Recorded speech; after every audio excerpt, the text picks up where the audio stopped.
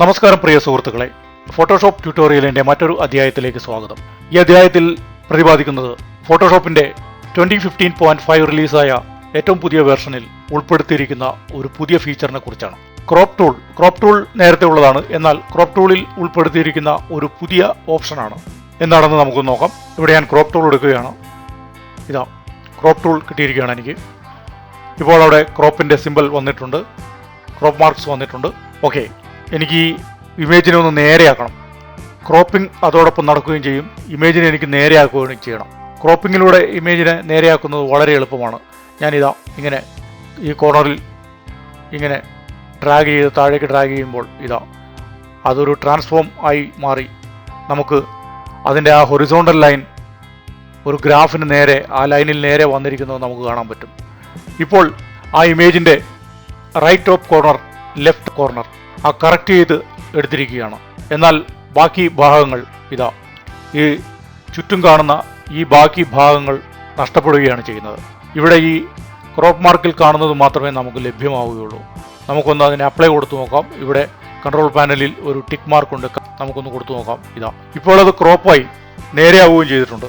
പക്ഷേ ആ ഇമേജിൻ്റെ കുറേ ഭാഗങ്ങൾ നഷ്ടമായിരിക്കുന്നു.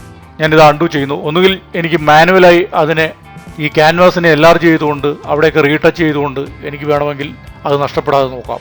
എന്നാൽ ആ ഇമേജിൻ്റെ ഒട്ടും ഭാഗങ്ങൾ തന്നെ നഷ്ടപ്പെടാതിരിക്കുന്നതിന് വേണ്ടി, അല്ലെങ്കിൽ ആ ഇമേജിൻ്റെ ചെറിയൊരു ഭാഗം പോലും നഷ്ടപ്പെടാതെ ക്രോപ്പ് ചെയ്തെടുക്കുന്നതിന് വേണ്ടി ഫോട്ടോഷോപ്പിൻ്റെ ഈ പുതിയ വേർഷനിൽ ഒരു പുതിയ ഓപ്ഷൻ ഉൾപ്പെടുത്തിയിട്ടുണ്ട്.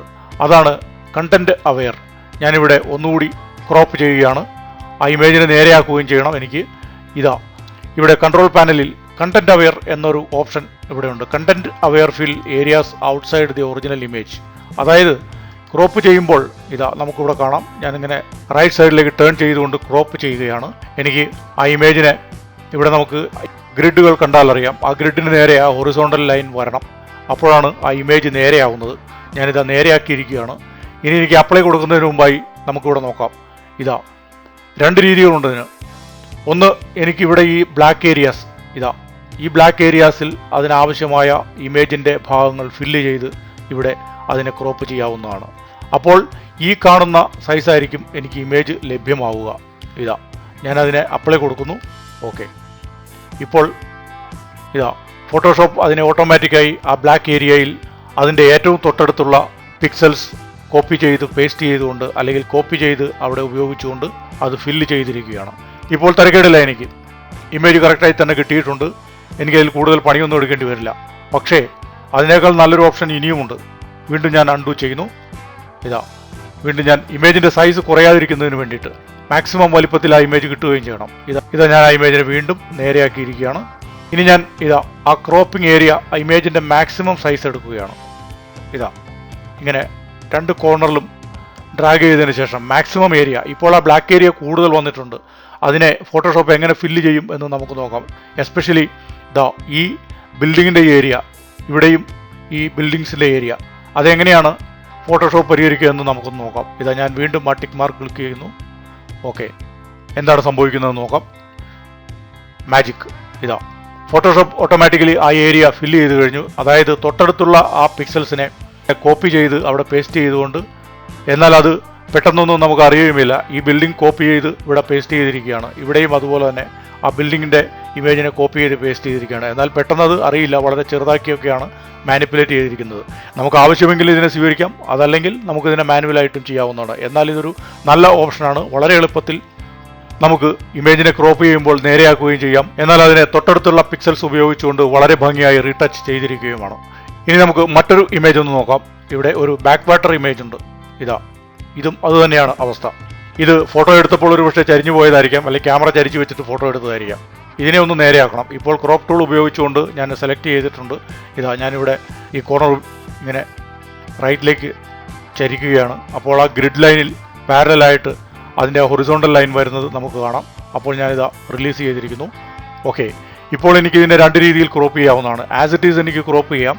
അപ്പോൾ ആ നാല് സൈഡിലും കാണുന്ന ബ്ലാക്ക് ഏരിയാസ്, അതായത് ഏറ്റവും അടുത്തുള്ള ഇമേജ് പിക്സൽസിനെ ഉപയോഗിച്ചുകൊണ്ട് അത് ഫില്ല് ചെയ്ത് കിട്ടുന്നതാണ്. ഈ കണ്ടന്റ് അവെയർ ക്ലിക്ക് ചെയ്യാതെ ഞാൻ ഇതിനെ ക്രോപ്പ് ചെയ്ത് നോക്കാം. ഇതാ ഇപ്പോൾ എനിക്ക് കിട്ടുന്നത് ഇത്രയും ഏരിയയുമാണ്. അതായത് ആ ഇമേജ് ചെറുതായിരിക്കുകയാണ്. ഇമേജിൻ്റെ ഈ ലെഫ്റ്റ് സൈഡിൽ, ടോപ്പിൽ, റൈറ്റ് സൈഡിലെല്ലാം കാണുന്ന ഏരിയ നമുക്ക് നഷ്ടമാകുന്നു. ഞാൻ എൻ്റർ കൊടുക്കുന്നു. ഓക്കെ, അത് നഷ്ടമായിരിക്കുകയാണ്, ആ ഏരിയ അത്രയും. ഇനി അത് നഷ്ടപ്പെടാതെ നമുക്ക് എങ്ങനെ ചെയ്യാമെന്ന് നോക്കാം. വീണ്ടും ഞാൻ ക്രോപ്പ് ചെയ്യുന്നു. ഓക്കെ, ഇപ്പോഴതാ ആ ഹൊറിസോണ്ടൽ ഏരിയ കറക്റ്റ് പാരലായി വന്നിരിക്കുകയാണ്. ആ ഗ്രിഡ് ലൈൻ കണ്ടാൽ നമുക്കറിയാം. ഓക്കെ, ഇനി ഞാൻ കൊടുക്കുന്നത് കണ്ടന്റ് അവെയർ ആണ്. ഓക്കെ, ഇപ്പോഴതാ ആ ഇമേജ് ക്രോപ്പിങ്ങിൻ്റെ ഏരിയ വലുതായിട്ടുണ്ട്. ആ ബ്ലാക്ക് ഏരിയയിൽ ഫോട്ടോഷോപ്പ് ഓട്ടോമാറ്റിക്കലായി അതിനെ ഫില്ല് ചെയ്യുന്നതാണ്. ഞാൻ ആ ടിക്ക് മാർക്ക് ക്ലിക്ക് ചെയ്യുന്നു. ഓക്കെ, ഇപ്പോൾ ഫോട്ടോഷോപ്പ് വർക്ക് ചെയ്യുകയാണ്. ആ സ്കൈ എല്ലാം ഫിൽ ചെയ്തിട്ട് ആ വെള്ളവും എല്ലാം ഫില്ല് ചെയ്ത് കറക്റ്റാക്കി ചെയ്തിരിക്കുകയാണ്. എന്നാൽ മറ്റോപ്ഷൻ കൂടി നമുക്ക് പരീക്ഷിക്കാവുന്നതാണ്. ഇതിനെ ഒന്ന് ആ ഇമേജ് മാക്സിമം നഷ്ടപ്പെടാതിരിക്കത്തക്ക രീതിയിൽ ഞാനിതാ അൺഡു ചെയ്യുന്നു. ഓക്കെ, വീണ്ടും ഞാൻ ക്രോപ്പ് ചെയ്യുകയാണ്.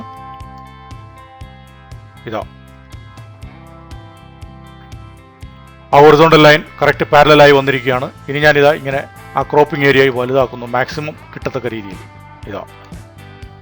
ഇപ്പോൾ ആ ബ്ലാക്ക് ഏരിയ കൂടുതൽ നമുക്ക് കാണാം. ആ ഏരിയ മുഴുവനും ഫോട്ടോഷോപ്പ് ഓട്ടോമാറ്റിക്കലി ആ ഇമേജസിനെ ഉപയോഗിച്ചുകൊണ്ട് അപ്രോപ്രിയേറ്റ് ഇമേജസ്, അതായത് അപ്രോപ്രിയേറ്റ് പിക്സൽസ് ഉപയോഗിച്ചുകൊണ്ട് ഇമേജിനെ ഫില്ല് ചെയ്ത് നമുക്ക് തരുന്നതാണ്.